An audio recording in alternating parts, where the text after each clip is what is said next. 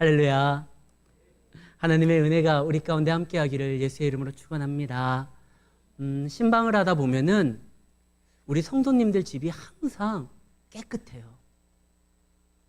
제가 이제 대신방을 한다거나 또 무슨 일이 있어서 신방을 하면 어찌 그리 깨끗한지, 물론 이제 목사가 온다고 아마 대청소를 하셨으리라 생각이 돼요. 근데 그 깨끗함이 오래 가지를 않아요.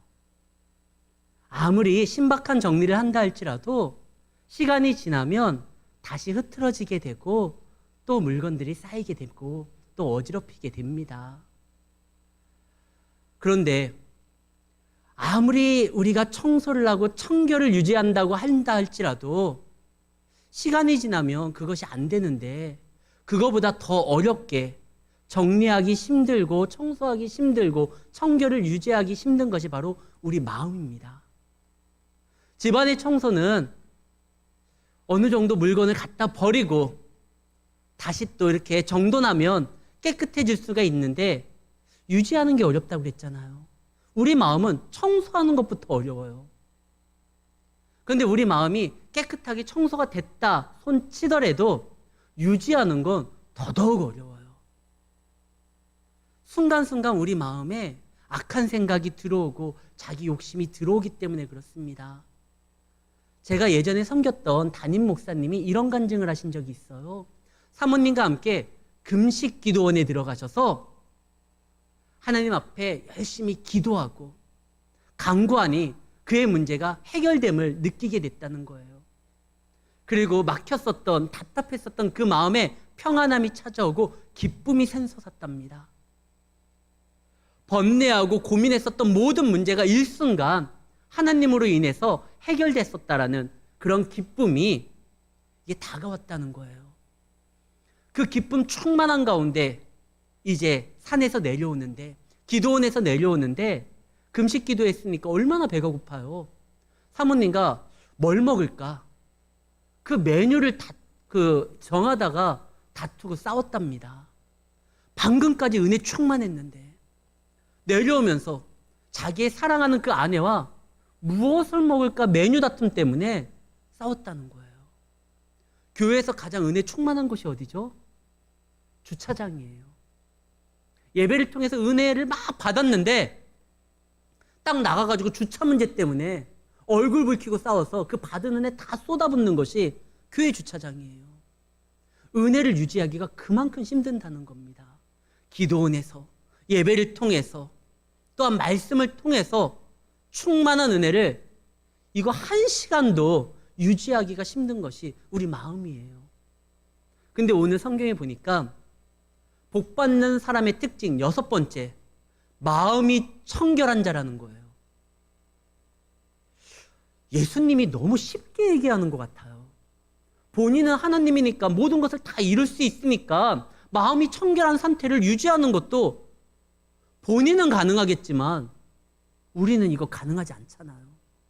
그거 너무 쉽게 말하는 거 아닙니까? 차라리 복을 안 주겠다라고 얘기를 하던가.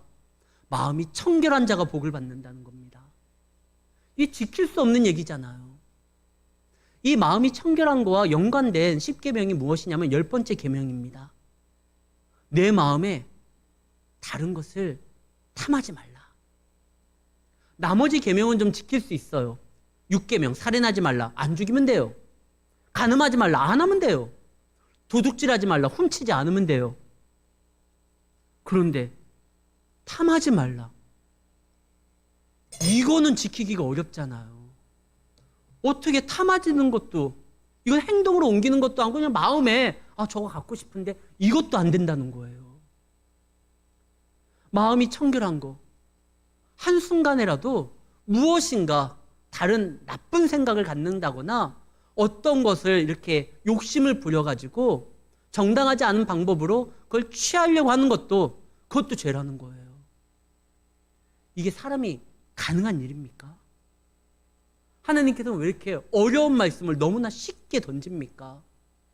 그러나요, 신약에 들어서는 6계명도 지키기가 어려워요. 구약에는 이것을 행동으로 옮겨서 피를 봐야지만 살인인데, 예수님이 뭐라고 하셨죠? 신약에서는 남을 미워하는 자는 곧 살인하는 것이니 그것도 죄라는 거예요. 간음하지 않아도 한 여인을 보고 음흉한 마음을 품으면 그것도 간음이라는 거예요. 도둑질하지 않아도 저거 내가 좀 갖고 싶은데 생각만 해도 그것도 죄라는 거예요. 아니 그럼 모든 게 다 죄인 거예요.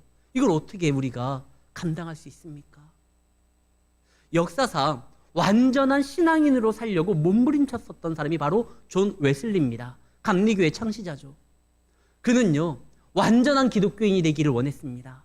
순전한 기독교인이 되기를 원했습니다. 그래서 복음을 증거하기 위해서 먼 곳을 마다하지 않고 주님의 마음을 품고 나아갔습니다. 근데도 안 되는 거예요.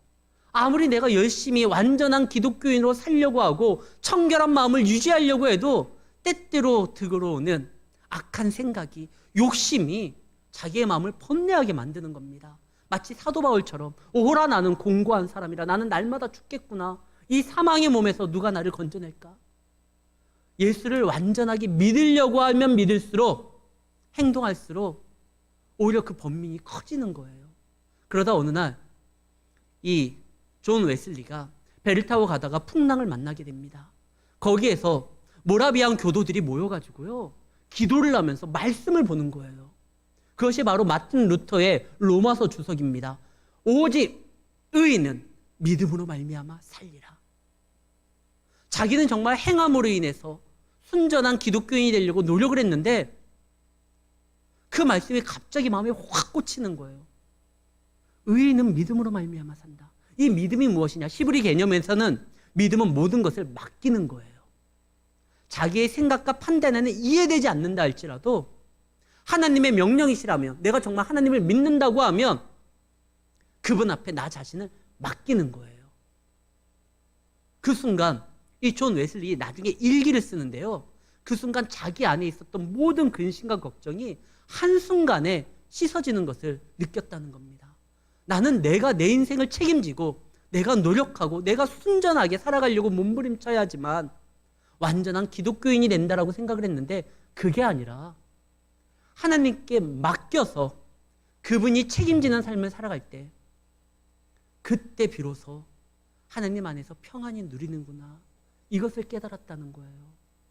우리는 마음이 청결한, 이것이 도저히 우리가 지킬 수 없는 하나님의 명령이라 생각을 합니다. 내가 하려고 하니까 그래요. 그러나 우리는 내가 내 마음을 청결하게 할 수가 없습니다. 지금은 목사님이 되신 하덕규라는 시인가 촌장의 하덕규 가수가 있어요. 그분이 쓴 대표적인 곡이 바로 가시나무입니다. 내 속엔 내가 너무도 많아 당신의 쉴 곳이 없고, 내 속에 헛된 바람들로 당신의 그 자리를 뺏고, 내가 어쩔 수 없는 욕심이, 어둠이, 슬픔이 당신을 찌릅니다. 이 곡이 어떻게 만들어졌냐면, 하덕규가요, 그 예수를 믿고 열심히 살아가려고 하는데 그럴수록 자기의 못난 모습이 자꾸 보이는 거예요. 아까 우리 장로님이 기도하셨을 때 우리가 정말 주님 앞에 온전하게 살아가기를 원하지만 그러지 못하고 한 주 동안 또 깨어지고 넘어지는 나의 모습을 보며 얼마나 그 부분에 대해서 내 자신이 실망하고 견딜 수 없는 그런 아픔을 가지고 이 자리에 지금 부끄럽게 또 나왔잖아요. 하덕규가 그런 거예요. 그러다가 송구영신 예배를 누님과 함께 예배드리다가 갑자기요, 기도 중에 그 가시면류관을 쓴 예수님의 모습이 스치듯 지나가더래요. 나는 내 안에 이 쓴뿌리가 있어서 하나님의 실자리를 뺏고 주님을 또 아프게 했지만 주님은 이 가시에 찔린다 할지라도 나를 품어주시고 안아주시고 나를 다시 한번 기회를 주시는구나. 그래서 집에 돌아가서 10분 만에 완성한 곡이 이 가시나무라는 노래예요. 우리는 그러잖아요. 자꾸 내 안에 욕심이 생김으로 인해서 하나님을 아프게 하잖아요.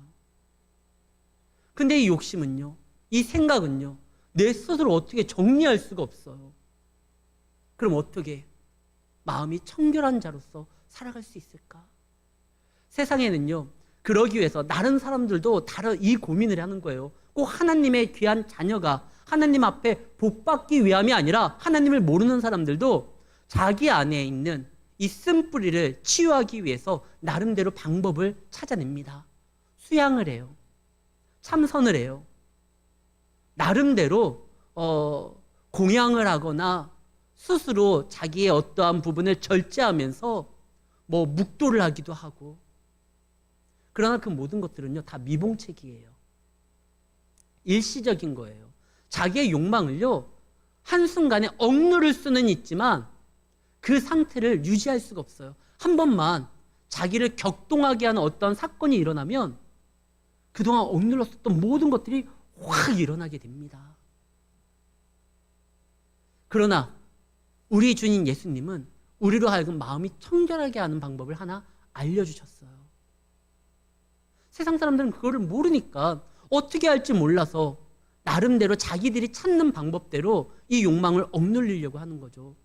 프랑스의 시인인 그 샤를 죄송해요. 이름을 제가 잘 못 외워서 샤를 보들레르라는 사람이 있습니다. 그 사람은 취하라라는 시를 썼어요. 세상의 그 억눌리는 그 아픔, 시간의 어떠한 고통, 세상의 불합리한 것들에게서 너가 버티고 살아가려면 취해라. 취해야 된다는 거예요. 맨정신으로는 못 버틴다는 거예요. 그러나 성경은 뭐라고 되어 있죠? 깨어 있으라고 합니다. 말씀에 보면 베드로전서 5장 8절입니다. 세상이 악하니까 깨어라. 근신하라. 깨어라. 너희 대적 마귀는 우는 사자같이 두리다니며 삼킬 자를 찾으니까 세상에 휩쓸리지 말고 너희는 취하는 것이 아니라 깨어라는 겁니다. 깨어서 우리는 뭘 해야 되냐? 주님을 바라봐야 돼요. 마음이 청결한 거, 마음이 청결하면 약속된 복이 뭐죠? 하나님을 본다는 거예요. 요한복음 14장 9절 말씀에 이렇게 되어 있습니다. 빌립에게 얘기하는 거예요. 빌립아, 내가 이렇게 오래 너희와 함께 있으되 네가 나를 알지 못하느냐? 나를 본 자는 아버지를 보았거늘. 마음이 청결한 자는 하나님을 본다고 했습니다. 그런데 요한복음에서는 나를 본 자가 하나님을 본다고 했어요. 마음이 청결한 거는요, 예수님을 바라보는 거와 연결이 되어 있는 거예요. 내가 못해요. 내 스스로 내 마음을 주장할 수가 없어요. 아무리 결심하고 결단하고 노름을 하는 분들, 내가 다시는 노름하지 않겠다고 팔목을 끊어도 다른 손으로 노름하잖아요. 아무리 결심해도요, 안 되는 거예요. 그러나 이 마음을 청결하는 것을 유지하는 유일한 방법은 주님을 바라보는 겁니다. 우리가 그 잘 알고 있는 베드로요. 베드로가 풍랑이 있는 가운데서 예수님을 바라봐요. 그때 무리를 걷게 됩니다. 그 순간은요, 풍랑이 있는 그 상황에서 오직 베드로의 시선은 주님에게 꽂혔기 때문에 다른 게 보이지 않았어요. 세상과 나는 간 곳 없고 구속한 주만 보이도다. 주님을 바라봤을 때 방금까지만 해도 그 풍랑 때문에 죽게 되겠다고 울부짖었었던 모든 것들이 사라집니다. 주님만 바라봐요. 그러다가 순간 다시 풍랑을 바라보다가 그 문제에 빠져가지고 물에 가라앉잖아요. 그때 예수님이 하신 말씀이 이겁니다. 왜 바라봤어? 이게 아니에요. 믿음이 적은 자요. 믿음이라는 건 아까도 이야기했지만 하나님께 모든 것을 맡기는 거예요. 풍랑으로 걱정하는 것이 아니라 하나님께 맡기는 거예요. 찬송가 302장 3절입니다. 우리가 바다로 향하여 나아가야 되는데 찰싹거리는 작은 파도 보고 마음이 좋아려 못 가네. 그 찰싹거리는 파도 때문에 저 바다로 못 나가요. 은혜의 바다로 나가야 되는데 겁을 내요. 우리가 찰싹거리는 파도가 아니라 집채만한 파도가 나를 덮치려고 한다 할지라도, 아니 허리케인이 온다 할지라도 우리가 나아갈 수 있는 건 우리 선장이 예수예요. 그분이 풍랑도 잠잠케 합니다. 문제되지 않아요. 우리가 계산하기에, 우리가 경험하기에 이 문제는 이건 하나님도 못할 것이다 생각하지만 여러분들 생각보다 하나님이 하실 수 있는 게 훨씬 많습니다. 하나님께 맡기고 하나님을 바라봐야 되는 거예요. 그런 자가 예수님을 바라보고 예수님을 의지하고 예수님께 자신을 맡기는 자가 하나님을 볼 수 있다는 것입니다. 그러나 그런 가운데 있어서 우리로 하여금 하나님을 바라보지 못하도록 막는 세력들이 너무나 많아요. 아까 베드로전서 5장에서 나온 것처럼 우는 사자와 같이 마귀 사탄은 우리로 하여금 근신하게 만들고 걱정하게 만들고 하나님을 바라보지 못하도록 만듭니다. 그거는 왜 그러느냐? 사단이 원래 전략이 그래요. 그런데 그 사단의 전략에 세상 사람들이 교회를 오해해가지고 교회를 또 공격하는데 또 앞장을 서요. 초대교회는요, 기독교에 대해서 오해를 합니다. 교회를 제대로 알면은 그러지 않을 텐데 어설프게 아니까 교회를 오해를 했어요.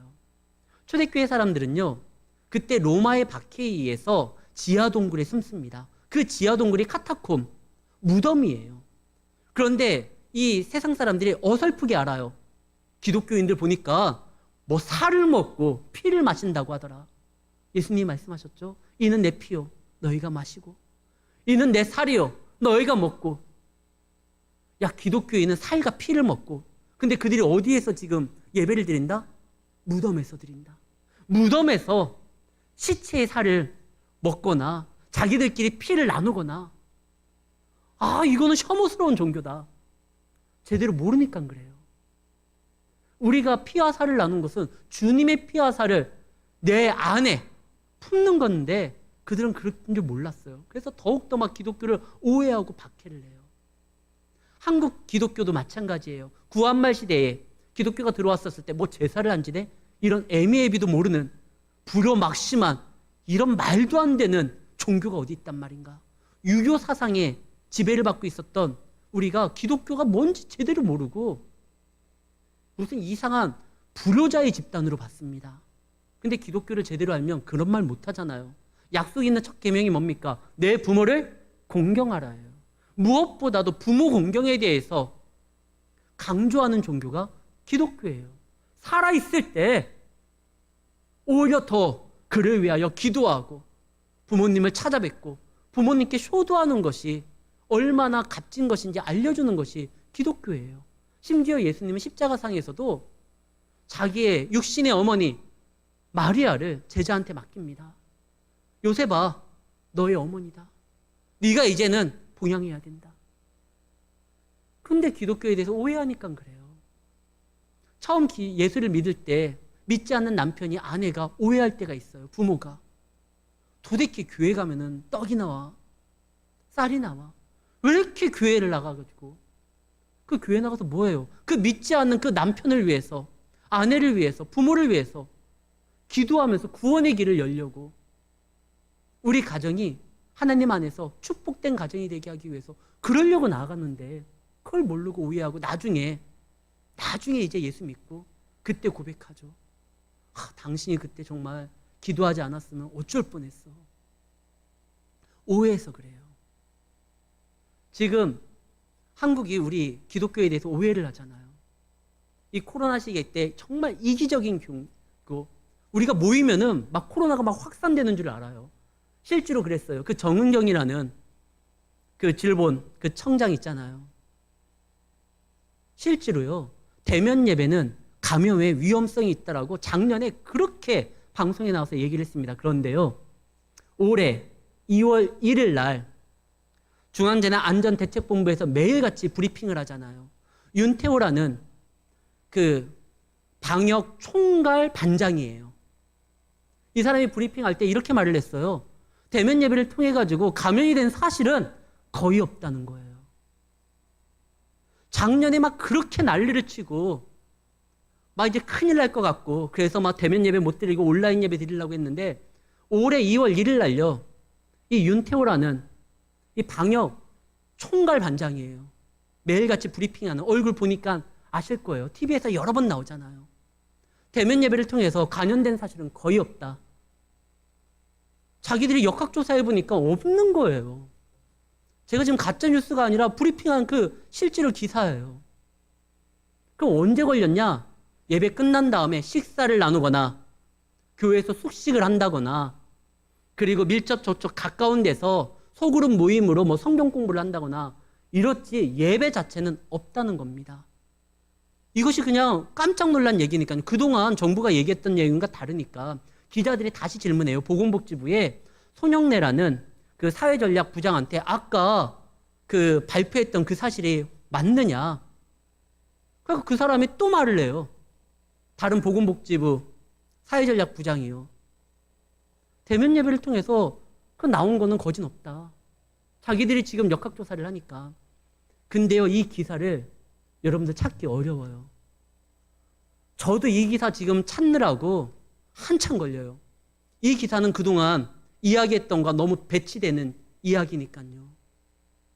대면 예배에 대해서는 지금 없다는 거예요. 그런데 언론에서 이것을 이야기하지 않습니다. 엊그저께도 다 문자 받았을 거예요. 어떤 사우나 그 소독했으니까 안심하고 이용해 주시기 바랍니다. 근데 교회는요, 본인들이 말했잖아요. 대면 예배에 대해서는 이제 걱정 없다. 거진 안 나왔다. 근데 문자 혹시 받으신 분 있습니까? 안심하고 교회 예배에 참석해도 됩니다. 단 식사만 하지 마십시오. 이런 문자 받은 적도 없어요. 왜 그렇게 짜고 있어요? 제가 지금 이 이야기를 하는 거는 정부와 언론에 대해서 여러분들 이제 저항해야 된다 이 말하려고 하는 게 아니에요. 오해하지 말라는 거예요. 세상 사람들이 오해하는 거 하도 많이 들으니까 우리도 야 예배 드리면 큰일 나고 미안한 생각으로 교회에 오고 예배 드리는 경우가 있어요. 그러나 그러지 않아요. 오해는 풀리게 돼 있습니다. 나중에 이 코로나가 종식되면 코로나 백서를 만들겠죠. 어떻게 감염이 됐고 어떻게 확산이 됐고 그때는 이제 밝혀질 거예요. 근데 그때까지는 오해를 받으면서도 우리가 나아가야 돼요. 예수님을 보세요. 예수님은 십자가를 달리는 그 순간까지 십자가를 지고 가는 순간에도 오해를 받았어요. 저거는 귀신 들린 사람이다. 하나님을 모욕하는 사람이다. 그때 예수님이 모든 사람들 다 이해시키고 설득시키면서 가지 않았어요. 예수님은 하나님의 뜻을 쫓아 진리를 붙들고 나아간 겁니다. 성도는요, 이 세상의 모든 사람들을 이해하고 설득시키면서 가는 자들이 아니에요. 주님의 뜻을 쫓아 진리를 붙들고 나아가는 자들입니다. 오해는요, 풀리게 돼 있어요. 초대교회의 그 오해도, 한국의 기독교도, 그 다음에 여러분들이 처음 예수를 믿고 교회를 나갈 때 가족들의 오해도 시간이 지나면 풀리게 돼 있습니다. 진리는 밝혀지게 되어 있으니까요. 사랑하는 성도 여러분, 지금 여러분들이 예배를 드리는 거 지금 국가에 무슨 큰 해를 끼치는 것이 아닙니다. 전능하신 하나님을 만나서 예배 드리는 거예요. 우리는 지금 주님을 만나기 위해서 온 거예요. 그렇기 때문에 결코 이것이 잘못된 거 아닙니다. 그렇기 때문에 우리는 더욱더 하나님 안에서 내 신앙을 점검하면서 믿음으로 나아가야 돼요. 그럴 때 하나님께서 우리에게 어떤 복을 주느냐? 하나님을 만나는 복을 주겠다는 거예요. 마음이 청결한 자, 하나님으로 인해서, 예수님으로 인해서, 그분을 바라봄으로 인해서 세상에 어떤 악한 생각이 아니라 주님의 생각을 내 안에 채우는 자, 그에게는 하나님을 볼 수 있는 복을 주겠다는 겁니다. 하나님을 보는 것이 무슨 복이냐 도대체. 그분 본다고 뭐가 달라지느냐? 하나님을 본다는 건 하나님 앞에 쓴다는 거예요. 하나님을 아련한다는 거예요. 야고보서 2장 23절입니다. 아브라함에 대한 이야기가 나와요. 아브라함이 하나님을 믿음으로 그것을 의로 여기고 하나님의 벗이라 칭함을 받습니다.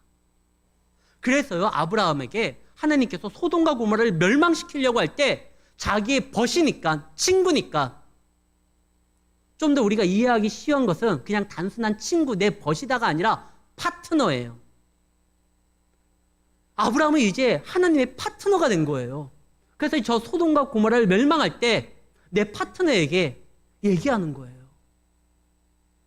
그리고 아브라함의 이야기를 다 듣잖아요. 그래, 아브라함이 말했던 의인 10명이 있으면 내가 멸망시키지 않을 거야. 하나님의 벗이 된다는 거, 하나님을 본다라는 것은요, 하나님의 파트너가 된다는 겁니다. 그 순간 이제 세상은요, 온 우주 만물은 우리의 입술에, 우리의 기도에 주목하게 되어 있어요. 우리가 말하는 모든 것은 온 우주를 운행하시는 하나님의 파트너로서 하나님께 이야기하는, 직언하는 보통 말이 아니에요. 굉장한 말이에요. 하나님이 원래 세상을 창조할 때 성부, 성자, 성령 삼위 하나님이 세상을 창조했습니다. 그 누구와 상의한 게 아니에요. 그 하나님이 세상을 창조하시는데 누구와 상의하고 그 다음에 물어보고 따져보고 그렇게 해서 만든 게 아니에요. 세상은 그냥 하나님이 창조하셨어요. 그러나 예수 그리스도가 이 땅에 오셔서 십자가의 피 흘림을 당하시고 부활하신 후에 상황이 달라져요. 이제는 우리와 이 모든 것들을 교회와 성도와 하나님이 상의하시고 움직이시기를 원하십니다. 이런 복을 받는 거예요. 그냥 단순히 그래 남들 못 보는 하나님 한번 보고 이게 복이구나 이게 아니라 하나님의 파트너와 벗이 돼서 이제는 온 우주를 창조하신 그 하나님과 함께 세상을요 이끄는 데 있어서 같이 하게 되는 축복을 받은 겁니다. 우리가 기도할 때 하나님께서 역사합니다. 하나님께서 뜻을 이루고자 하실 때 우리의 기도를 필요로 하시고 우리의 손과 발을 통해서 이제 움직이십니다. 우리는 이제 주님의 파트너가 된 거예요. 그런 일을 감당하는 겁니다. 사랑하는 성도 여러분, 이것이야말로 가장 큰 축복이에요. 그냥 보통 인생이 아니라 이제 하나님의 능력을 이 땅에서 실현시키는 그런 거룩한 성도로서의 인생을 살아가게 됩니다. 그러한 자는 하나님이 끝까지 책임져요. 우리는 우리 삶을 다 책임을 못 져요. 그러나 하나님이요 우리를 책임지는 거예요.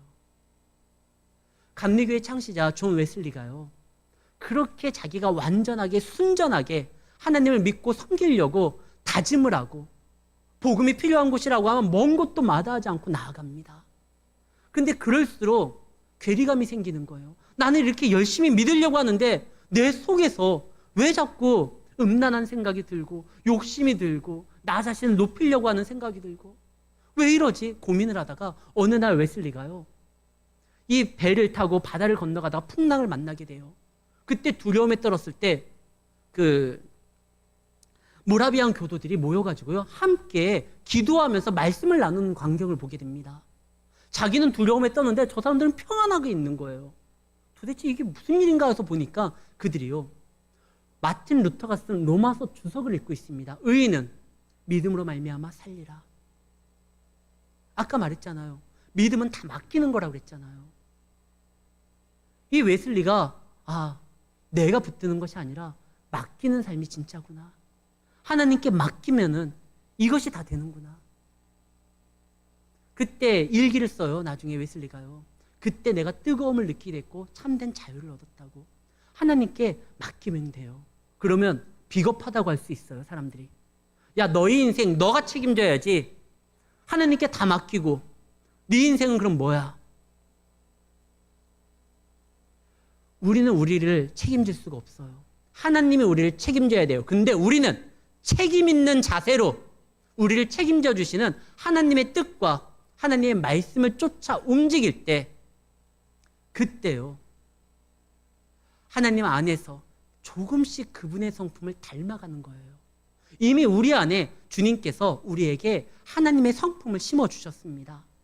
베드로 후서 1장 4절에 보면 예수님이 이 땅에 오셔서 구원하심으로 인하여 하신 일이 무엇이냐? 지극히 큰 약속을 우리에게 주사 이 약속으로 말미암아 너희가 이제 정욕 때문에 세상에서 썩어질 것을 피하여 신성한 성품에 참여하는 자가 되게 하려고. 하나님의 성품이 우리 가운데 심겨진 거예요. 이 심겨진 하나님의 말씀을 붙들고 나아가면 놀라운 변화의 역사가 일어나게 되어 있습니다. 우린 가만히 두면 큰일 나요. 테네시 윌리엄스가 쓴 굉장히 유명한 작품이 하나 있습니다. 욕망이라 불리는 전차라는 책이 있어요. 이 책이 얼마나 유명했는지 나중에 1951년 마론 브란도와 바람과 함께 사라지다의 그 유명한 여자 배우 비비안 리가 출연하는 영화로 만들어지기도 했거든요. 욕망이라고 하는 거 한번 발동하면 멈추지를 않아요. 끝까지 가게 돼 있어요. 우리가 이 욕망을 하나님을 바라보고 주님께 맡기지 않으면 이 욕망은요, 이 파멸로 나아갈 수밖에 없습니다. 채워지지 아니하는 이 욕망의 그 굶주림으로 인해서 우리는 끝까지 무엇인가 탐욕하면서 나아가야 되는 거예요. 그러나 주님이 이 땅에 오시고 우리를 구원하셨던 그 목적, 우리를 하나님의 거룩함에 참여하기 위해서 우리에게 성품을 주신 것, 그걸 마음에 품는다고 하면 억누르는 것이 아니라 날마다 새롭게 변하는, 아침마다 새롭고 늘 새로우니 주의 성심이 큼이라. 하나님의 능력과 그의 위대함은요, 한번 지어주고 시간이 지남에 따라 쇠퇴되는 것이 아니에요. 날마다 새로운 것으로서. 그래서 큐티의 중요성이 여기에 있습니다. 우리 안에 이 자꾸 다른 곳으로 가려고 하는 거, 주님께 시선을 고정하기 위해서 언제나 우리를 노출시켜야 돼요. 하나님의 거룩함에. 술을 끊겠다라고 말하는 사람이 술 친구들과 어울리고 술자리에 있으면 술을 못 끊어요. 하나님의 거룩한 자녀들은요, 악한 곳에 머무르는 것이 아니에요. 항상 거룩한 곳에 자신을 노출시켜야 돼요. 예배의 자리에, 찬양의 자리에, 말씀의 자리에. 그래야지만 하나님을 계속적으로 바라볼 수 있고, 그럴 때 하나님이 내 삶을 채우는 것을, 그래서 하나님의 파트너로서의 놀라운 일을 감당할 수 있는 인생을 살아갈 수가 있는 것입니다. 사랑하는 성도 여러분, 도둑이 언제 도둑이 아닐 수가 있죠? 도둑질을 안 할 때 그건 잠시 멈추고 쉬는 거예요. 시간이 지나면 또 훔쳐요. 언제 도둑이 안 될 수 있느냐? 자신의 지난날의 잘못을 회개하고 돌이키고 새로운 직업을 갖고 노동의 신성함과 땀의 수고의 결과가 얼마나 가치 있는지를 깨닫고 그것으로서 자녀들을, 가족들을 부양할 때, 그때 도둑이 아닌 거예요. 언제 바람둥이가 아니게 됩니까? 사랑하는, 진짜 가정을 이루고자 하는 사랑하는 여인을 만났을 때, 그때 그 짓 안 하는 거예요. 우리가 욕망으로서 치닫다가 언제 하나님의 거룩한 자녀가 되는 것이냐? 하나님으로 내 삶을 채울 때입니다. 진리를 알지니 진리가 너희를 자유케 하리라. 진짜 진리를 알고 그것을 내 안에 채운다고 하면, 그 우물가의 여인 물동이 그냥 집어 던지잖아요. 예수님의 제자들 그물 깃다가 예수님이 따라오라니까 그분이 진짜 하나님의 아들인 거 아니까 그냥 달려가잖아요. 먼저 내가 끊으려고 하면 익숙했던 삶에서 벗어나야 됩니다. 그리고 새로운 것으로서 채워야 돼요. 우리는 주님을 채워야 됩니다. 또 넘어질 거예요. 쓰러질 거예요. 괜찮아요. 다시 또 주님 앞에 쉽게 노출될 수 있는 환경을 만드십시오. 그리고 주님으로서 변화되시기를 바랍니다. 그때 하나님의 파트너가 되는 거예요. 한 25년 전에 지금의 제 아내, 그때는 친구였었죠. 친구의 생일날 제가 대전에 있는 스튜디오 녹음실에 가가지고 노래를 하나 CD에 해가지고 선물해 준 적이 있어요. 그 노래가 뭐냐? 기독교인 연예인인데 윤종신이라는 사람이 있거든요. 그 윤종신의 노래에서 이런 가사가 있어요. 다시 태어난 것 같아요. 내 모든 게 다 달라졌어요. 그대를 만난 후 난 새 사람이 됐어요. 우리 엄마가 제일 놀래요. 한 여인을 만나도요, 삶이 바뀌어요.